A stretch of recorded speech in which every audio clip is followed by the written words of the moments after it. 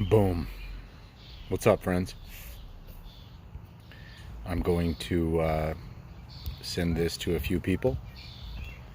I'm going to wait a few seconds, maybe a half a minute, to give a few people a minute to tune in if they're willing to watch and listen. Today's going to be quite a different sort of live video podcast thing. A little bit different than normal. In the last 48 hours, a veteran in Omaha has had an experience similar to many, many veterans across the world over a long, long period of time. There are a lot of veterans who have gone through the identical, the exact same thing. There are a lot of veterans in Omaha, Bellevue, and across the country, worldwide, and over time, who have experienced the exact same thing that the man in Omaha experienced in the last 48 hours, whose life, he's dead. He's not alive.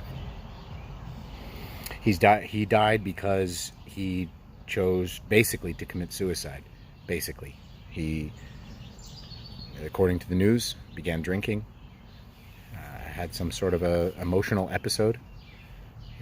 I don't know that he was taking pharmaceuticals or not. Got on his uniform, shaved his beard, shaved his head, I guess, or cut his hair or something, I'm not sure. According to the news reports, basically he said, "I'm ready." And he started shooting a gun and attacking people,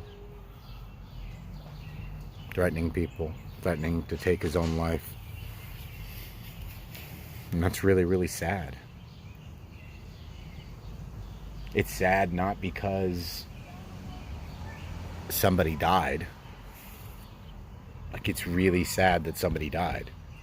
That's really a sad thing, and I'm really it's truly a loss. That individual means something to a lot of someone's. And them having chosen to do what they did, and the police having chosen to do what they did,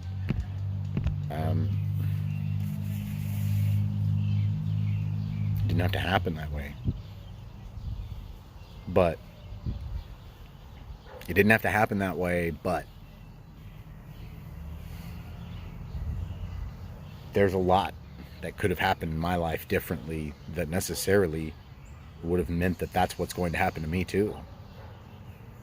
I've been in the mental place where I don't want to be alive anymore. I've been to that place. I know what that place looks like.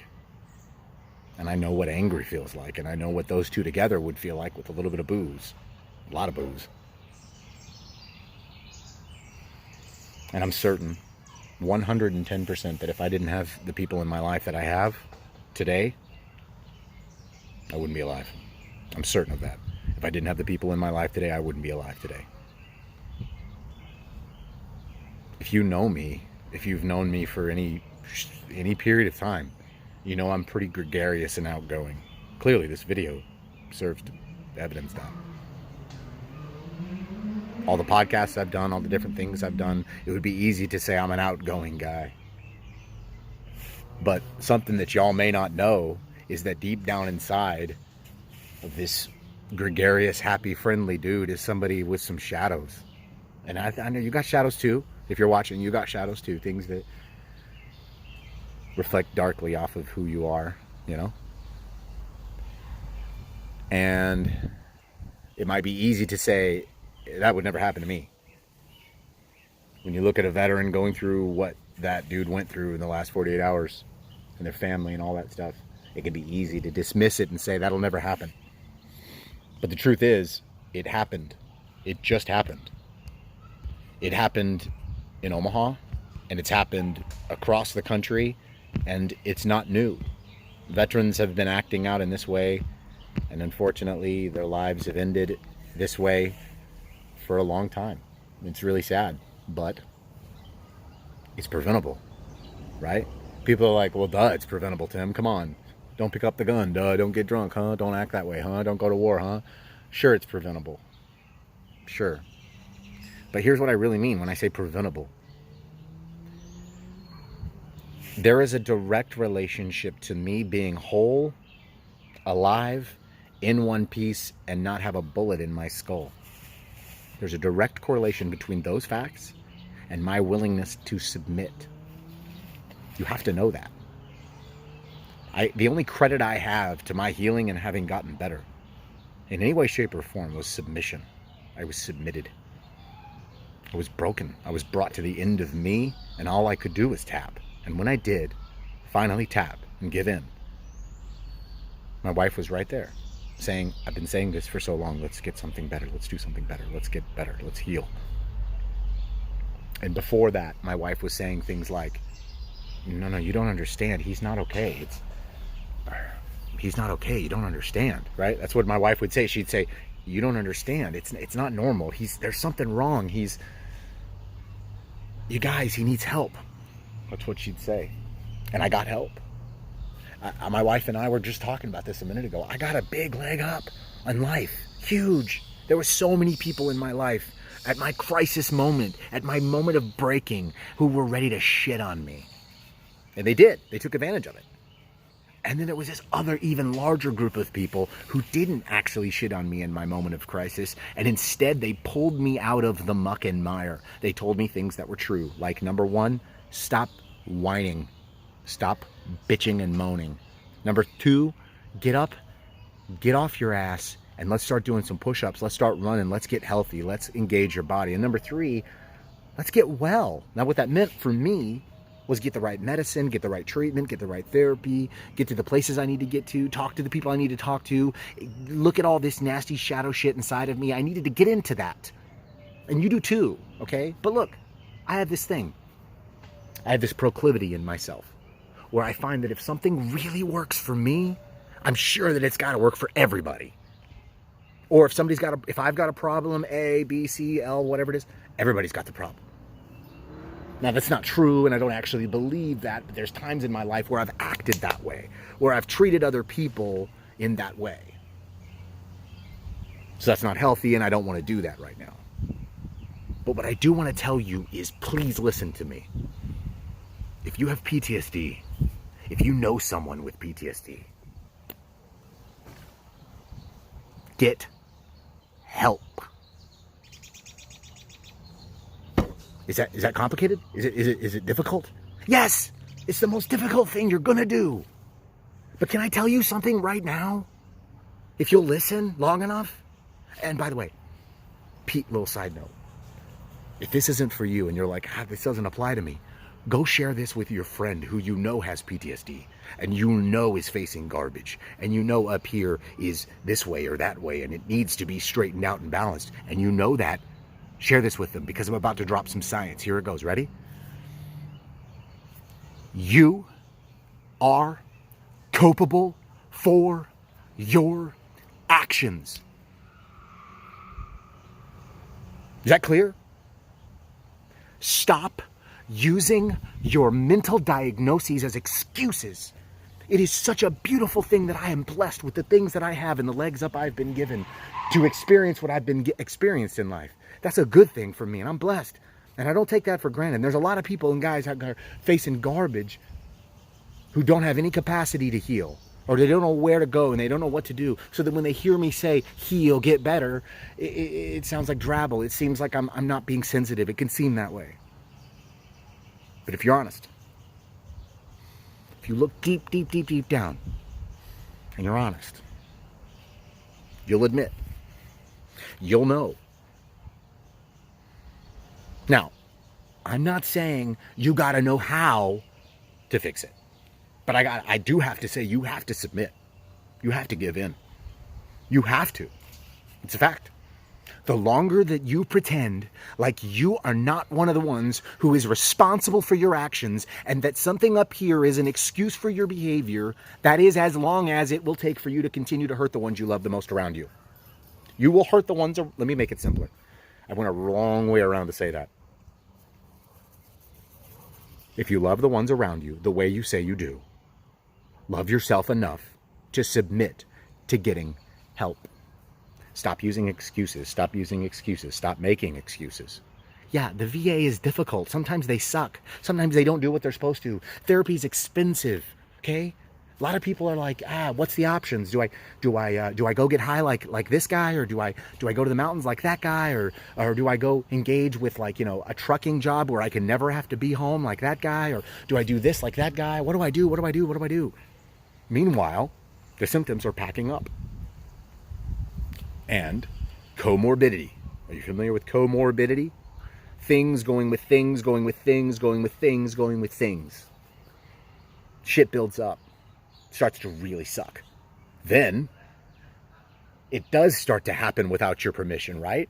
Like at first, it's just I'm angry, I'm angry, I'm angry. Then you give in to the anger. Then the anger becomes a problem.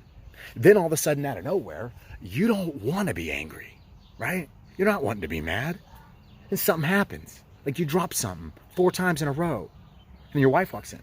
And she goes, hey, what's wrong? And I'm like, what do you mean what's wrong? Get away from me. God. Ugh.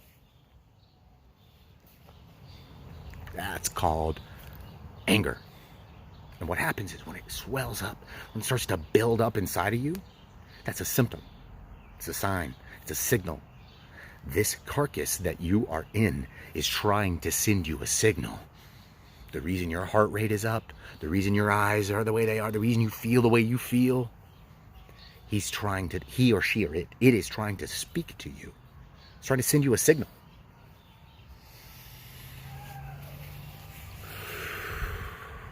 It's to breathe. It's to relax. It's to calm down. It's to take it easy just for a second. Now submit to the therapy, the healing, whatever it is. That thing that you are unwilling to do because you think it won't work, it might work. It might work. But here's what won't work. Doing the same damn thing you've done over and over and over and over again every single day. You don't break the cycle, it won't work. You say, I'm not strong enough? All right, fine. I'm real strong. And if I'm not, I know Jason Welleman is. I know Ali Kareem is. I know Corey Haltman is. Let's see who else. I know Brian Sanders, who's hella strong. He's choked me before. These are strong people. So go use some of their strength. What do you mean, use their strength, Tim? I asked to myself colloquially. Pejoratively, not colloquially. Colloquially would be like a social saying. Anyway, yeah, no, here it is. Here it is. You ready? Use some of their strength. Hey, Jason, Tim, Corey, Ali, Brian, I feel like a bag of hot wieners today. I can't think straight. I feel like hurting myself or someone else. Do you think you'd be willing to help me? Look, I know none of those dudes, humans that I just said's names. None of them. None of them are professional counselors or therapists. But I know all of them, if given the opportunity, would go way out of their way to help you. They're just the average people. They're just normal people. Now, if normal average people can offer you that kind of assistance, I wonder how much more help and assistance could be found in people who consider themselves professionals with your noggin, right? How crazy is that? If some human who isn't professionally trained can help you feel better about your brain state that you previously didn't feel well about, that you do now, how much more so do you think might a professional brain looker, or whatever you call them, a shrink, a head thinker, a mouth talker, whatever you want to call them. These people, they're really wicked smart. They know what they're doing. But you go back to these other people who don't have any idea what they're doing. They just lived life. Look, there's Dana. Dana's another one. She knows what she's doing. I've seen her do things that, like, she knows what she's doing. And she's not a trained professional. Scott is not a trained professional. Jason, we're not trained professionals. But we're human beings. And we're on this earth. And we're sharing this air. So it is absolutely 100% in every way, shape, and form in your hands to get off of your ass and do something about what is going on in your skull. It makes me ill inside.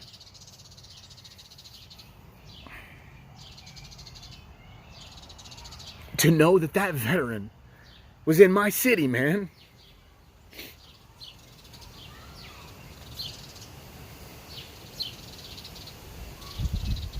To know that dude was hurting in my city. And that maybe I could have done something about it, you know? So, shut up stop making excuses and reach out. Do it. And stop waiting. The dude's life, his life matters. And it sucks that he's gone. And we can't do anything about the fact that he's gone, or any of the other dudes who have taken their life, or humans, upright bipedals, whatever their gender. Okay? We can't do anything about them gone. But we can do something right now. We can't do anything about the fact that those humans have passed. It sucks, man. It sucks. It really does suck. And it makes me feel ill because it was so close to me. In proximity, like literally right there. Okay, so you got to quit it. You got to stop.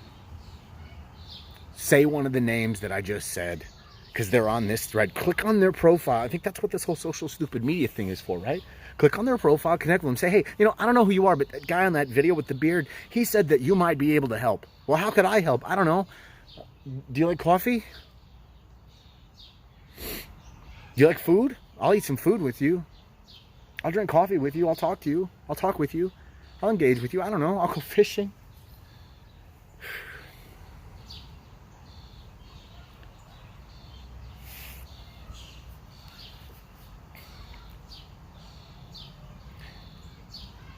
There's an awful lot that I'd be willing to do if I knew that it would save somebody else. And that includes going fishing, or talking about jiu-jitsu, or sports, or letting you meet my dumb dog. He'll probably bite you.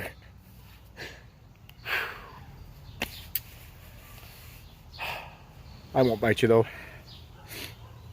The thing is, I'm not a trained professional. And these people I'm talking about on this thread, they're not either.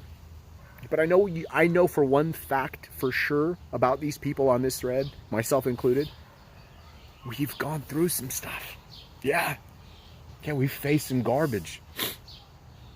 But we're here and we're alive. And I would hurt anyone that was willing to hurt any of those people. I'd defend them. If they were on the side of the road, I'd help them. If they called me and said they needed to talk, I'd talk. And I wouldn't do it because I'm a trained professional.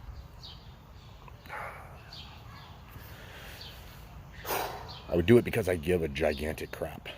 Because someone somewhere gave a gigantic crap about me once. More than once. Multiple onces. So, without further words to incriminate myself, stop making excuses and get help. I don't know what that help looks like, but I know that you know that something could help. And if you really are at the place where you're like, I don't know what would help, I don't know what else to do, well, fine. Call me. Not fine as in like, I'm irritated, but okay, let's be resourceful. Call me, let's talk. Or, remember social media? Let's see, Chris, Dana, Scott, Jason, Ali, Corey, and Brian. I don't know if they're still listening or not, but their profile's right there. They were listening.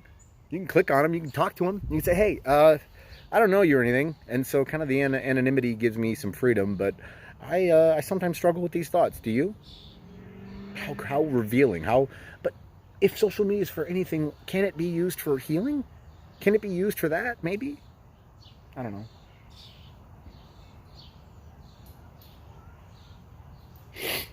I don't really want to say that dude's name, because I don't want to be disrespectful, and I definitely don't want to make this about me.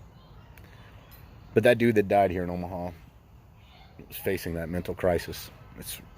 It could have been helped. Could have been prevented. That's the summary of this video. So if you are currently facing something, or someone you know is facing something, share this video with them. Not so that I can get likes or shares. Because go to my profile. What am I selling? Nothing. I even took my website down. See, I had this little website thing where I put up podcasts and blogs and stuff, but it got markety. People thought that I was selling something, and I'm not. I just wanted a place to put my stuff. But whatever. I took it down because I don't want anyone to actually get it twisted. I'm not a professional. I don't think there's any professional humans.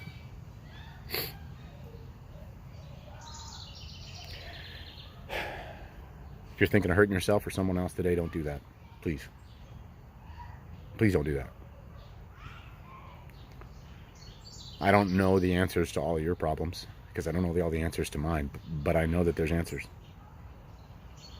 Put the bottle down, put the pills down, put the gun down, step away, You can be helped. There's hope. And you can do it.